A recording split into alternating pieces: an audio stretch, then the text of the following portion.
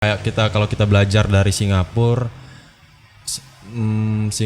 Taiwan itu mereka tuh memanfaatkan sampah tuh jadi pundi-pundi rupiah.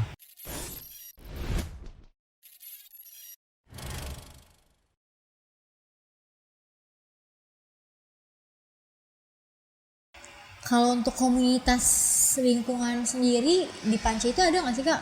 Atau emang anak-anak komunitas dari lingkungan itu sendiri ngumpulnya di Panca nih? Memang ada beberapa anak-anak komunitas dari luar Panca yang sering ngadain kegiatan juga kayak pencinta alam, kayak memang kayak dari komunitas organisasi Green Politician, apalagi dari Walhi pernah ngadain kegiatan di sini juga. Terus kalau dari Panca sendiri itu memang dari tim teman-teman yang biasa nongkrong di Panca yang rutin biasa nggarap kegiatan di Panca. Ada kegiatan, tadi kan kegiatannya diskusi forum di Panca ya Kak. Kalau misalnya buat tim Panca sendiri ada nggak sih apa sih kegiatan-kegiatan yang dilakukannya di luar Panca nih? Itu juga rencana tanggal 5 Juni ini pengen kampanye tentang penggunaan sampah plastik. Rencananya tuh ya bareng-bareng teman-teman juga. Kayak plastik ini nih berapa tahun sih terurai, kayak dari kemasan botol, kemasan odol segala macem kan. Itu kan ada jangka waktu terurai. Jadi kampanye kami tuh untuk teman-teman, buat teman-teman lebih sadar lagi kalau sebenarnya plastik kemasan yang kita gunakan itu kalau dibuang sembarangan lama banget terurainya, dan dampaknya bakalan lebih ekstrim lagi ke pengaruh darurat iklim. Sebenarnya kita udah darurat iklim. Iya. Jadi untuk itu sih, untuk lingkungan. Untuk kampanyenya dilakukannya di mana nih Kak? Itu masih dibahas sih sama Masih teman-teman. dibahas ya. Ya karena ngajak teman-teman untuk kolaborasi untuk bahas sama-sama. Tapi rencana 5 Juni ini ya Kak ya, 5 berarti dalam minggu depan ya Kak ya. Dalam waktu dekat. Nah Kak, jadi kan Bima Sabartum ini salah satu perusahaan yang bergeraknya di bidang pertambangan dan bidang konsultan pertambangan. Nah, dan juga pasti Bima Sabartum ini juga memikirkan bagaimana lingkungan bumi ke depannya. Menurut Kakak nih, kan Bima Sabartum berhubungan dengan pertambangan. Bertolak belakang lah dengan lingkungan. Kalau misalnya lingkungan, komunitas Kakak dan komunitas lingkungan di luar lainnya itu menjaga lingkungan, tetapi untuk pertambangan bukan merusak. Kita bukan merusak sih sebenarnya Kak, tapi memang mencapai apa yang diinginkan. Tujuan dari pertambangan itu kan dengan cara bukan merusak lebih ke explore, penggalian seperti itu. Menurut Kakak, pandangan Kakak tentang dunia pertambangan itu sendiri gimana? Dari segi lingkungan nih Kak. Dari segi lingkungan mungkin apa tuh namanya, kalau untuk dari lahan yang udah digarap itu kan biasa ada restorasi kan, pengembalian lahan. Itu lebih ke situ sih sebenarnya. Kalau kita mau benar-benar menolak tambang, benar apa yang kita gunakan tuh berasal dari batu bara. Iya, berarti untuk forum diskusi yang Kakak garap ini terkadang juga membahas seperti itu ya Kak, maksudnya bukan hanya lingkungan penggunaan plastik tapi juga lingkungan tentang alam. Ya, benar. Ada juga teman-teman yang memang ekstrim banget tentang lingkungan, kayak segala sesuatu tuh nggak harus tambang gitu kan. Tapi dilemanya kita tuh kayak listrik pun sebenarnya sebagian besar dari hasil tambang gitu kan, pembangkit listrik. Tenaga uap tuh dari batu bara. Lagi nih banyak kan aspal segala macam kan dari batu bara. Jadi lebih ke bijak sih penggunaan, kayak lebih save energi, kayak jangan gunain listrik berlebihan. Kalau nggak guna udah matiin gitu. Berarti itu juga salah satu bentuk kecil perhatian kita terhadap lingkungan. Ya. Bukan buang sampah nggak boleh sembarangan, matiin lampu kalau nggak dipakai, listrik dan lainnya, itu juga salah satu bentuk kita peduli terhadap lingkungan juga loh teman-teman. Benar. Dan Indonesia itu masuk dalam Paris Agreement, perjanjian Paris. Jadi kita tuh berperan penting dalam menuruni suhu bumi sekitar 1 sampai 3 derajat Celcius. Dan itu memang diambil dari data tahun 78 sampai tahun 2015. Dan penurunan kenaikan suhu bumi itu paling drastis disebabkan oleh pengundulan hutan-hutan yang ada di Indonesia. Jadi apa ya? Sangat penting, hutan itu sangat penting bagi keberlangsungan makhluk hidup yang ada di bumi, di spesies paling cerdas justru sebagai spesies yang paling merusak itu manusia. Terus Vivi juga pernah baca nih Kak, kalau misalnya ada ramalan dari salah satu perusahaan itu mengatakan kalau misalnya manusia itu bakal punah pada tahun 2050 kalau misalnya kita tidak menjaga lingkungan. Mungkin Kakak pernah dengar juga? Mungkin bisa lebih cepat. Iya, kalau misalnya nggak dijaga. Ya kan sekarang kita kan tahun 2021 nih. Berarti ada 29 tahun lagi untuk menyangkal prediksi itu loh teman-teman. Kalau misalnya kita malah merusak, makin cepet ya Kak ya. Bener. Jadi yang paling berperan penting itu hulu dan hilir. Jadi dari pemerintah ke masyarakat. Ya pemerintah yang membuat kebijakan dan masyarakat yang nggak boleh buang sampah sembarangan gitu. Tadi kan Kakak ngomong dari hulu ke hilir. Pemerintah membuat kebijakan dan kita sebagai masyarakat yang mengikuti dan mentaati. Nah mumpung kita masih muda ya kan ya Kak. Bener. Nah nantinya kita tuh bakal menggantikan pemerintah itu sendiri. Pemerintah yang duduk sekarang itu akan digantikan oleh generasi-generasi yang lebih muda. Jadi lebih diharapkan untuk generasi selanjutnya yang nantinya akan menduduki kursi pemerintahan. Bener. Dari sekarang itu kita harus peduli lingkungan karena semakin banyak ramalan-ramalan yang mengatakan kalau misalnya tahun 2030 katanya Jakarta akan tenggelam karena lingkungan sendiri, karena panas, karena es juga mencair karena kenaikan suhu tadi, pemanasan global. Jadi mulai dari sekarang kita bisa menyadari lah kalau misalnya peduli lingkungan itu penting loh. Padahal yang harus kita lakuin tuh nggak banyak ya Kak, maksudnya dari hal-hal kecil doang. Dimulai dari diri sendiri. Ya. Mungkin dari yang orang-orang merokok tuh nggak buang puntung rokoknya sembarangan. Kayak buanglah sampah pada tempatnya. Itu sih yang terkecil, walaupun belum milah sampah plastik dan sampah kertas gitu. Kalau di luar tuh kayak di Korea tuh bener-bener disiplin masyarakatnya. Memang tingkat kedisiplinan kita kurang. Memang harus dibiasakan untuk memilah gitu. Dari kotak sampahnya udah beda ya Kak, organik, non-organik. Seenggak-enggaknya tuh buanglah sampah pada tempatnya dulu. Ya. Itu langkah pertama sih. Itu langkah selanjutnya. Karena kayak plastik sendiri kalau misalnya udah sembarangan, itu bentuknya nggak bakal berubah sampai tahun berapa. Itu tetap jadi sampah yang bakal merusak lingkungan ya Kak ya. Kayak kalau sampah plastik itu bisa sampai puluhan tahun. Jadi kalau kita buang sekarang itu tahun 2025 itu mungkin baru nyampe ke bibir sungai, bibir laut kan, bibir pantai. Terus nanti terurai dan itu menjadi mikroba kecil yang dimakan hewan. Dan itu ketika itu dimakan paus, kan paus itu yang apa tuh namanya? Kalau ada senyawa apa yang dikeluarkan oleh paus hiu sama paus hiu apalagi lupa paus lah, itu yang menyebabkan tumbuhan-tumbuhan di laut itu menjadi kayak kalau kita bilangnya subur lah.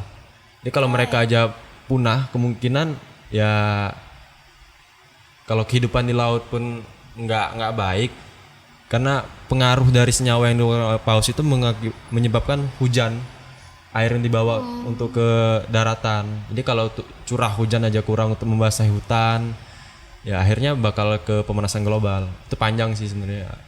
Ini Vivi baru tahu loh Kak. Ceritanya dari Kakak. Memang dari sampai segitunya memang kalau buang sampah plastik sembarangan tuh kayak gitu. Terurai sampai ke mikroba. Dan ada juga penelitian.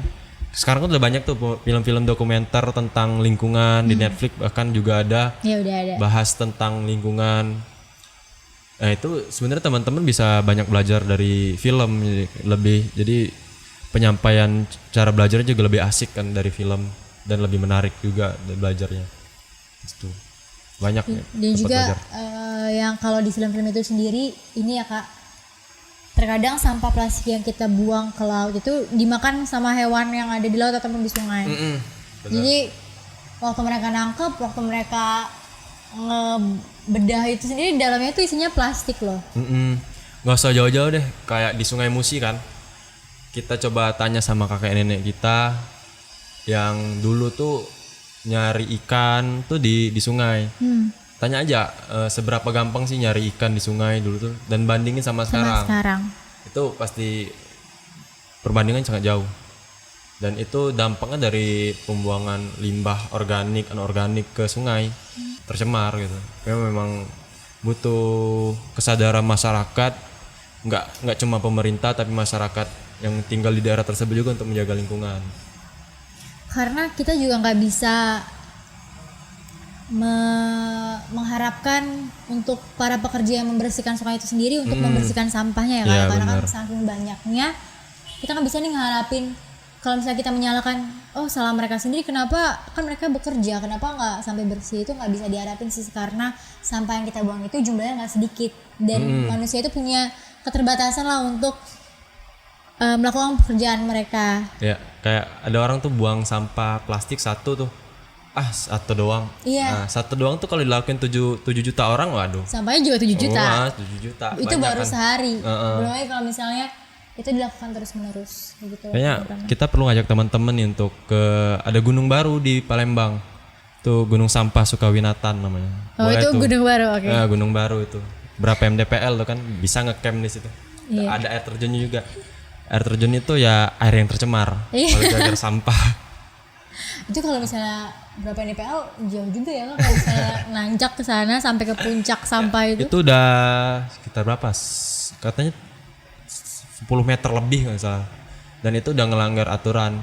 Dan masyarakat sekitar yang tinggal di daerah Sukawinatan itu udah nggak bisa mengkonsumsi air sumur lagi karena airnya udah tercemar.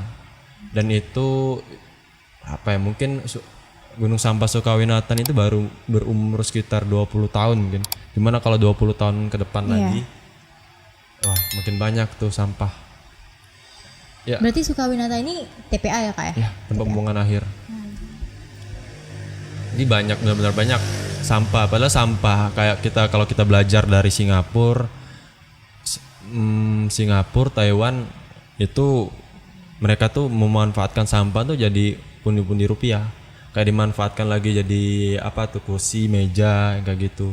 Dan itu benar-benar pemerintahnya memang menganggap itu adalah sebuah keuntungan karena sampah ya ada di mana-mana. Kayak kita dalam segi bisnis tuh bahan produksi itu ada terus sampah.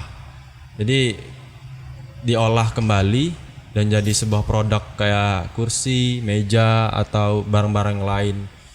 Nah, dan di Indonesia yang saya tahu itu baru ada di Jakarta dan ada beberapa bank sampah yang mulai naik ke taraf lah, lebih canggih, kayak bank sampah yang ada di Medan. Jadi kayak kita ngorder makanan ya aplikasi, ntar kurirnya datang ngambil sampah kita untuk dibawa ke ini bank sampah, terus di bank sampah tersebut dipilah, terus ada yang dijadikan karya, ada yang memang harus dijual atau recycle lagi untuk jadi plastik lagi gitu. Itu banyak sebenarnya. Kalau di luar itu udah banyak negara-negara yang kayak Jerman, negara-negara yang memang menganggap sampah itu bukan sampah. Kayak kita mereka menganggap sampah itu bisa menghasilkan uang. Dan itu bisa membantu perekonomian masyarakat kalangan bawah. Itu jadi bahan-bahan kreatif. Nah, salah satu tujuan Panco itu juga kayak kita tuh pengen ajak beberapa teman atau koperasi atau komunitas yang emang geraknya tuh di lingkungan. Nah, lebih lanjut kita bisa ngasilin uang nih untuk kita bisa jaga lingkungan, kita bisa mensejahterakan masyarakat dengan sampah. Jadi jangan pandang sampah lagi cuma plastik kita pandang, karena nggak ada sampah sebenarnya. Cuma cara pandang kita melihat sesuatu aja yang mungkin salah gitu. Jadi pandanglah sesuatu itu bukan sampah. Itu sih. Nah, terus bahas tentang air yang tercemar. Mungkin kakak juga pernah dengar nih, kalau misalnya ada ramalan juga. Ini tadi Vin ngomongin dari tadi ramalan terus ya. Kalau misalnya sekarang kan nanti itu atau Joe Biden deh kayaknya yang ngomong kalau misalnya nanti tuh bakal ada perang, bukan memperebutkan wilayah lagi tapi memperebutkan air bersih. Ya mungkin bisa, karena anak teman-teman Walhi Sumsel bilang sebenarnya jumlah air di bumi itu nggak bertambah nggak berkurang. Iya benar. Sama, jadi kalau kemungkinan kita yang buat air itu berkurang karena ini air yang tercemari gitu. Itu jadi ya bisa jadi sih apa kata Joe Biden itu bener. Kalau kita nggak menganggap ini sebuah masalah. Itu sempat dibicarain di beberapa komunitas juga sih kalau dari ucapan dia sendiri itu. Nanti kalau misalnya negara kita tuh bukan memperebutkan wilayah lagi loh teman-teman, tapi juga memperebutkan air bersih seperti itu. Bahkan kayak Singapura sendiri sekarang mereka nggak punya air bersih, ya kan ya Kak, karena lahan mereka yang nggak banyak gitu. Benar. Ya, jadi kita kan ngadain podcast di Pance nih. Ya. Nah ini podcast keberapa kali sih kalau boleh tahu? Podcast kayaknya pertama deh. Ini podcast pertama Kakak. Pertama. Jadi podcast pertama Kakak sama Bima Sabartum ya. Jadi sama Batum. Pendapat Kakak tentang salah satu kerja raker dari Bima Sabartum ini kan podcast nih. Menurut Kakak, pandangan Kakak gimana? Podcast kan merupakan salah satu kemajuan lah, ya kan, kayak dari forum diskusi. Ya di podcast ini sih ya, semakin banyak podcast seperti ini ya, semoga semakin banyak juga orang-orang yang tambah wawasan, pengetahuan gitu, bisa dapat ilmu baru kan. Jadi seneng lah semakin banyak kayak apa yang dilakuin Panca juga kayak gini. Mungkin Bima Sabartum jangkauannya lebih luas kan dengan ngadain podcast. Iya. Jadi salah satu program kerja kita juga bukan cuma membahas tentang pertambangan aja, tapi juga hal-hal yang memotivasi buat teman-teman yang nonton juga. Ini jadi salah satu program kerja dari Bima Sabartum. Seperti itu teman-teman. Lalu nanti kan Kak pada tahun 2045 Indonesia kan umurnya 100 tahun. Ini mungkin sebagai last statement juga nih buat Kakak. Last statement, apa sih Kak yang Kakak harapin buat Indonesia? Khususnya tentang lingkungan ya Kak. Karena kan tadi kita bicara kalau misalnya Pancap ini adalah salah satu wadah buat teman-teman komunitas yang peduli dengan lingkungan. Ya, benar. Mungkin harapannya di tahun 2045 itu semakin banyaknya anak-anak muda yang sadar dan cinta akan lingkungan, menjaga dan mengembalikan habitat hutan, lautan, sungai, seperti cerita kakek nenek kita dulu gitu kan. Jadi dan semoga semakin banyaknya perusahaan-perusahaan yang memanfaatkan limbah tekstil, limbah-limbah plastik, dan itu bisa mensejahterakan masyarakat sekitar. Itu nggak gampang, tapi bisa dilakukan bersama-sama. Jadi Pance nggak bisa sendirian, Pance butuh teman-teman semua, motivasi, saran, bahkan kritik untuk ayo kita bareng-bareng anak muda di Kota Palembang untuk lebih lagi mencintai lingkungan dan mengajak semakin banyak anak-anak muda untuk lebih menjaga dan melindungi hutan.